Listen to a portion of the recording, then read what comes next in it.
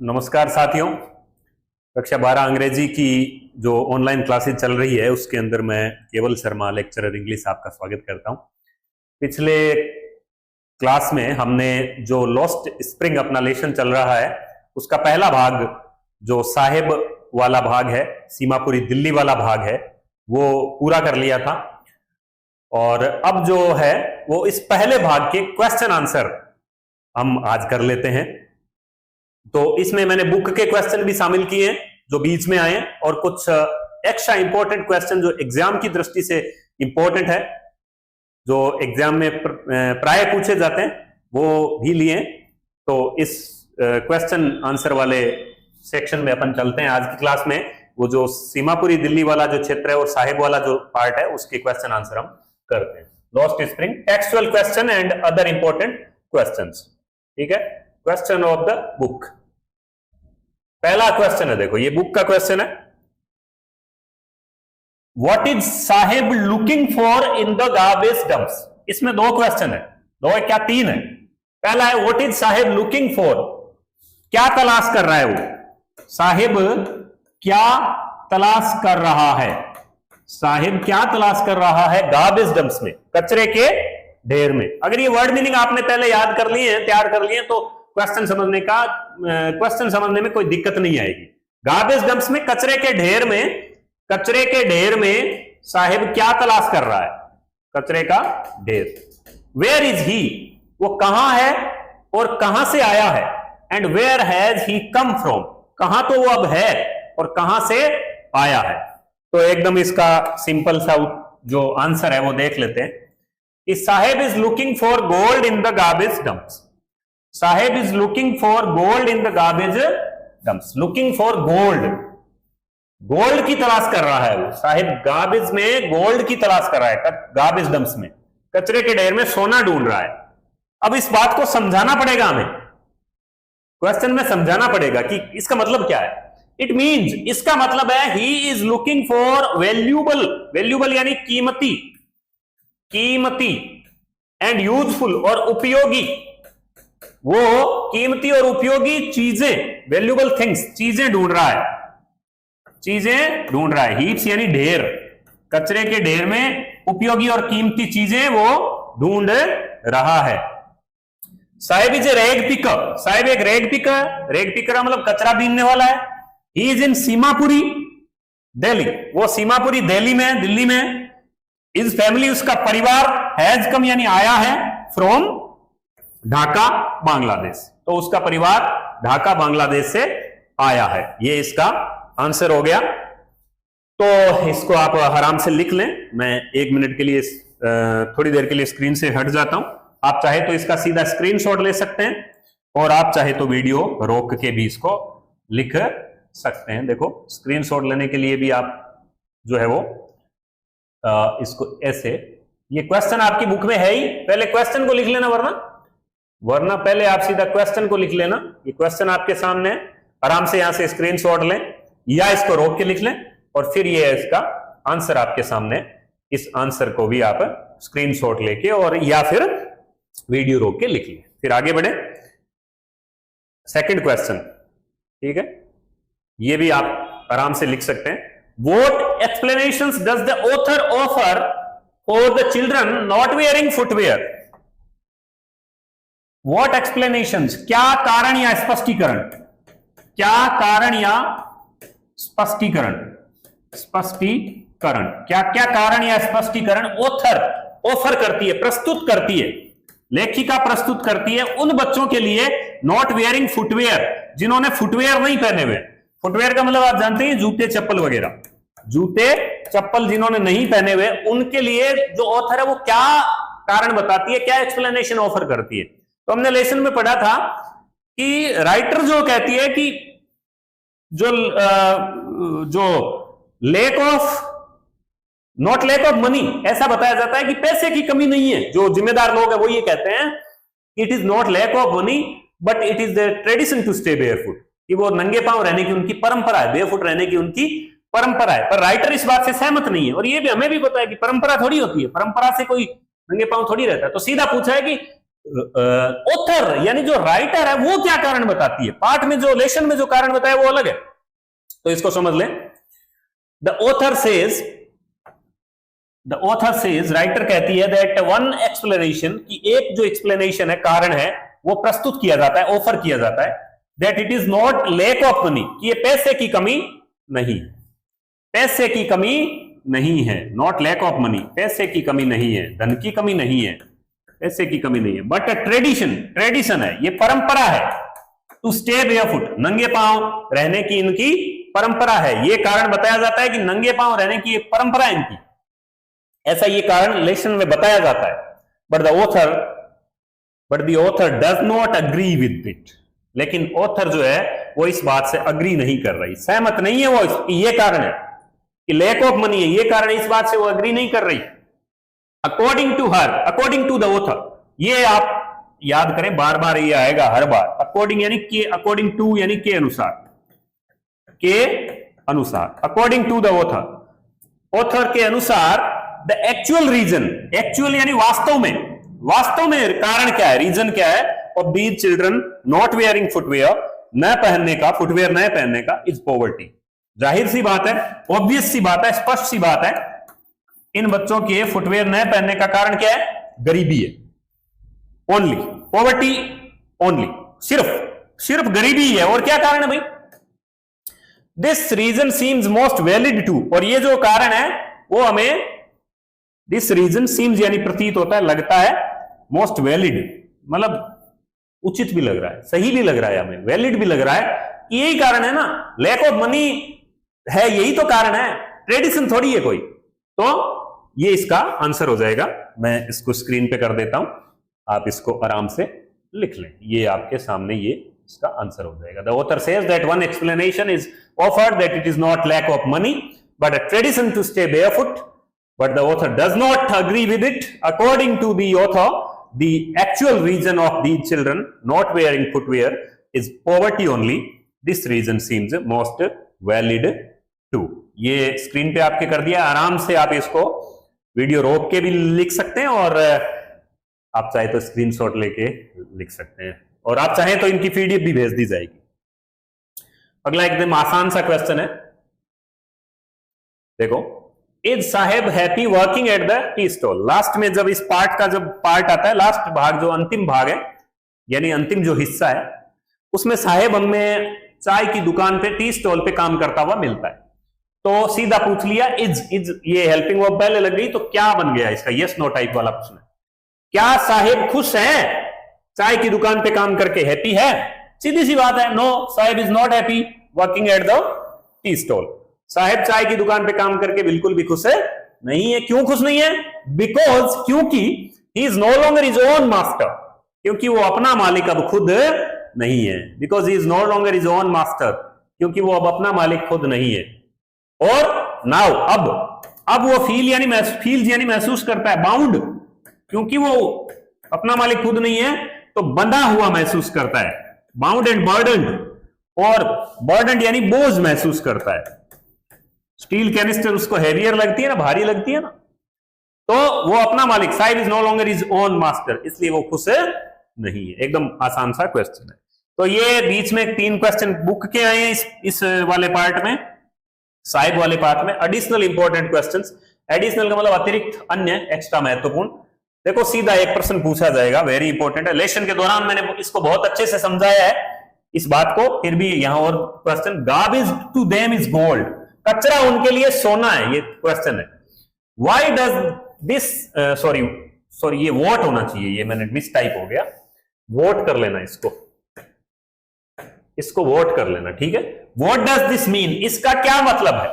What does this mean, इसका क्या मतलब है, यानी इस लाइन का क्या मतलब है? व्हाई डज द ऑथर से सो, ऐसा ऑथर क्यों कहती है कि कचरा उनके लिए सोना है, ऐसा क्यों कहा गया है? सीधी सी बात है, द लाइन इज सिंबॉलिकल, प्रतीकात्मक लाइन है, ये प्रतीकात्मक है। द ऑथर वांट्स टू से, द ऑथर वांट्स टू से यानी कहना चाहती है। यहां पर ऑथर क्या कहना चाहती है? कहना चाहती है कि the garbage is as much valuable to them as gold, कि कचरा उनके लिए, गार्बेज जो है वो उतना ही वैल्यूएबल है, कीमती है उनके लिए मतलब रेग पिकर्स के लिए जितना कि सोना है। कचरा उनके लिए उतना ही कीमती है जितना सोना हो। It is the source of survival, it is the source of survival, source है उनके लिए, स्रोत है ये मेरी स्रोत है, ये उनके लिए सोर्स है, ठीक है, ये उनके लिए सोर्स है, सोर्स ऑफ सर्वाइवल आपको बताया जा चुका है, अस्तित्व बनाए रखने का, जीवन जीने का एक माध्यम है फॉर द रेग पिकर्स। क्या? कचरा जो है वो रेग पिकर्स के लिए जीवन जीने का माध्यम है, जीवन जीने का माध्यम। It is only through garbage, सिर्फ कचरे के द्वारा ही, सिर्फ कचरे के माध्यम से ही वो लोग जो हैं दे अर्न यानी कमाते हैं। क्या कमाते हैं? कचरे के माध्यम से ही अपनी डेली ब्रेड, रोज की रोटी कमा पाते हैं। कचरे के माध्यम से ही तो वो रोज की रोटी कमा पाते हैं, इसलिए कहा गया है garbage to them is gold. तो इसको थोड़ा और छोटा मैं कर देता हूं क्योंकि 2 पेज में आने से बीच में गैप आ गया। दिख रहा होगा? नहीं दिख रहा? चलो 2 भागों में देख लें आप। इतना लिख लें पहले। The line is symbolical. The author wants to say that garbage is as much valuable to them, ठीक है, it is as much valuable to them as gold. कचरा उनके लिए उतना ही कीमती है जितना सोना है। फिर it is लिख के और ये आगे वाला पार्ट आप यहां लिख लें, ये the source of survival for the rag pickers, ये कचरा उनके लिए सर्वाइवल का सोर्स है। It is only through garbage they earn their daily bread. ये आपके सामने एकदम ठीक है। Next question, what does the name Sahib mean? Simple सा क्वेश्चन है। जो साहिब नाम आया है इसको इन्वर्टेड कोमा में ही रखना है। देखो साहिब जो नाम आया है उसका मतलब क्या है, पार्ट में आया ना लेसन में, चैप्टर में, साहिब नाम का क्या मतलब है, क्या मीनिंग है इसका? तो आया था ना, the name Sahib means Lord of universe, Lord of universe, ब्रह्मांड का मालिक, साहिब नाम का मतलब है। Sahib does not know what it stands for, Sahib नहीं जानता इसका मतलब क्या है, मतलब साहिब इसके रियल बात से what it stands for, Sahib नहीं जानता कि ये इसका अर्थ क्या है। लॉर्ड ऑफ यूनिवर्स जो अर्थ है साहिब नाम का वो उसे नहीं पता, अपने नाम का अर्थ उसे नहीं पता, बहुतों को नहीं पता होता, बहुत सारे लोगों को। सोचिए आपको पता है क्या, किस किस को पता है कि साहिब नाम का मतलब ये होता है, सॉरी मतलब अपने खुद के नाम का क्या मतलब है, ये किस किस को पता है। जिस प्रकार से साहिब को नहीं पता कि उसके नाम का मतलब लॉर्ड ऑफ यूनिवर्स है। ठीक है, नेक्स्ट है डिस्क्राइब द पैथेटिक या मिजरेबल पूछ सकता है। देखो सीमापुरी पर प्रश्न आएगा, डिस्क्राइब यानी वर्णन करो, पैथेटिक दयनीय, दोनों का अर्थ लगभग एक ही है, दयनीय या करुणाजनक, दयनीय या मिजरेबल, दयनीय दुखी करने वाली दशाएं, कंडीशन ऑफ सीमापुरी, सीमापुरी की दशा का वर्णन करिए। या डिस्क्राइब द लाइफ ऑफ रेग पिकर्स इन सीमापुरी, सीमापुरी में जो रेग पिकर्स हैं उनकी लाइफ कैसी है, मतलब कुल मिला के सीमापुरी जब वो विजिट करती है वो थर तो क्या क्या देखती है उसको बताना है हम। ठीक है, अपने पढ़ा था ना, तो सीमापुरी में क्या क्या है देखो। सीमापुरी एकदम आसान भाषा में आंसर लिखने की कोशिश की है मैंने। Seemapuri is A slum area, Seemapuri क्या है, एक स्लम एरिया है। स्लम एरिया बताया था झुग्गी झोपड़ वाला। अराउंड 10,000 रेग पिकर, करीबन 10,000 रेग picker live in Seemapuri, Seemapuri में रहते हैं।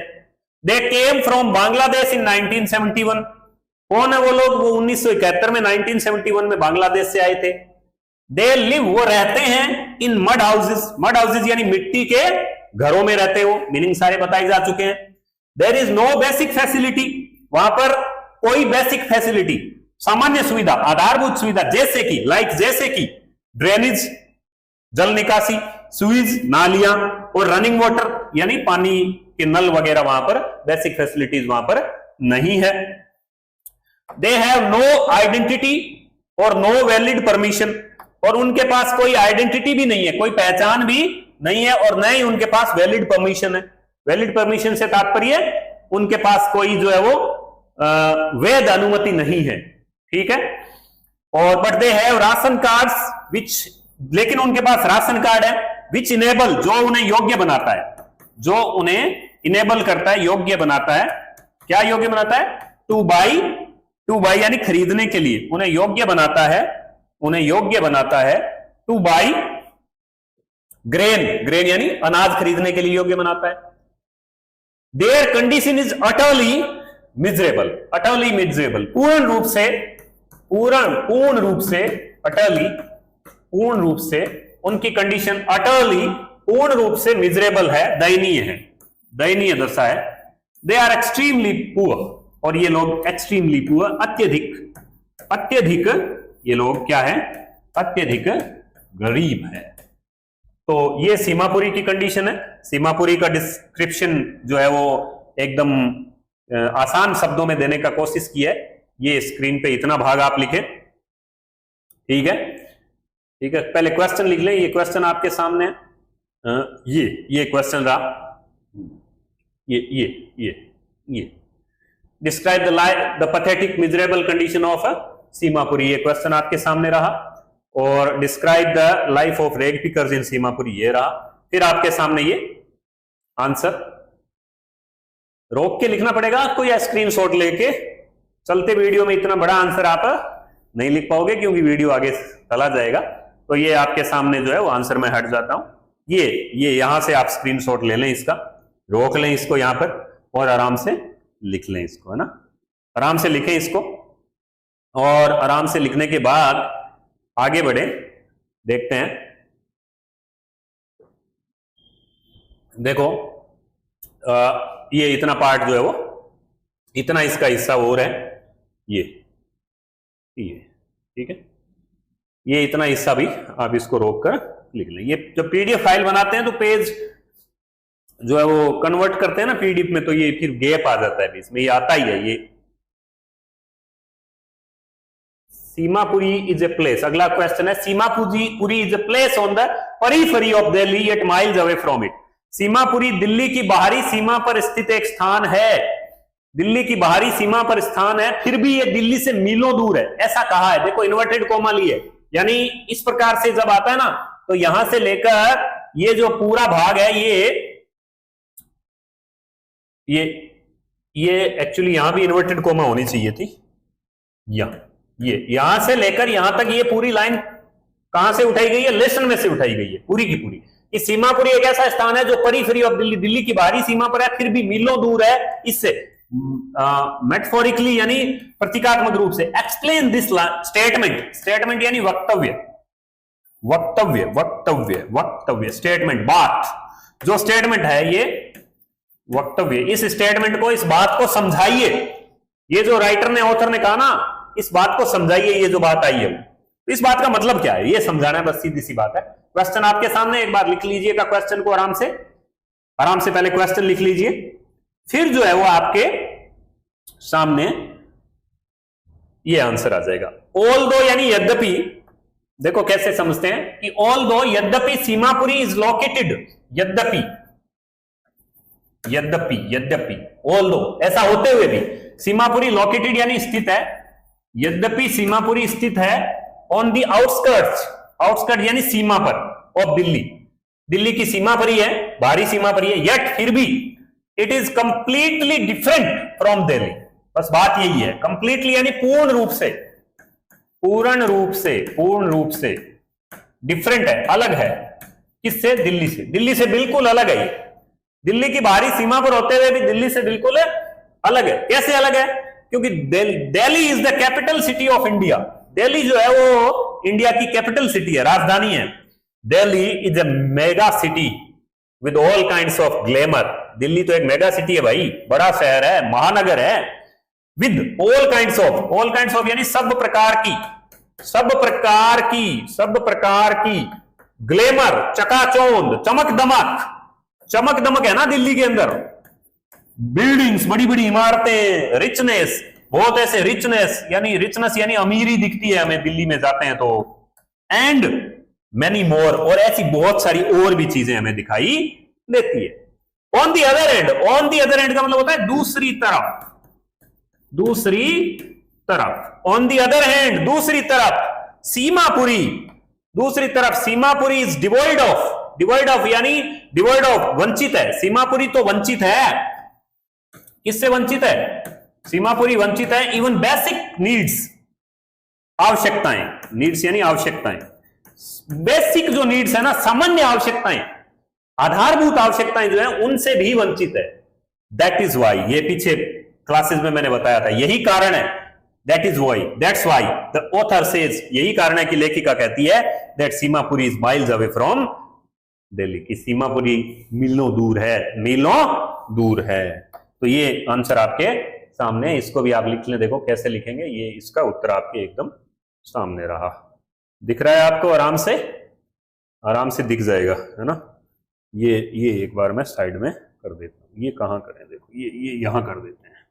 अब देखो ये आपको सामने पूरा का पूरा आंसर आराम से दिखाई दे रहा है। इसको वीडियो रोक के लिख लें या फिर इसका स्क्रीनशॉट आप ले लें। आगे बढ़े, नेक्स्ट क्वेश्चन पे चलते हैं। How would you describe Sahib, character sketch of Sahib. बस ये आपको लेसन अच्छे से याद रह जाए, इसके लिए साहिब के बारे में पूछा जाता है, साहिब को कैसे डिस्क्राइब करेंगे, साहिब कैसा है, पढ़ा है ना अपन ने लेसन में, तो साहिब के बारे में बताइए। अनजान व्यक्ति को आपको बताना हो कि साहिब के बारे में आप क्या जानते हैं, साहिब के बारे में आप क्या जानते हैं। साहिब एक टीनेजर है, टीनेज में है वो, टीनेज जानते ही हो, किशोरावस्था। ही इज रैग पिकर, वो एक रैग पिकर, एकदम आसान लैंग्वेज में लिखा है, ठीक है। ही रोम्स यानी भटकता है, विचरण करता है, घूमता है वो, वॉक्स घूमता है, देयर स्ट्रीट गलियों में, बेयरफुट वो घूमता है, गलियों में घूमता है, स्पेस कम है ना बीच में। He roams walks the street, roams ले ले या वॉक्स ले ले, द स्ट्रीट बेयरफुट, गलियों में घूमता है barefoot. He is very clever, वो बड़ा चतुर है ना, कैसे बात करता है वो, ही इज वेरी क्लेवर, बड़ा चतुर है। एंड टॉकेटिव, और टॉकेटिव है, बड़ा बातूनी है, बातें बहुत आती है उसको, बात में तो पीछे नहीं हटता वो, बड़ा बातूनी है। He likes the game of tennis, उसे टेनिस का खेल बड़ा पसंद है, आया था ना।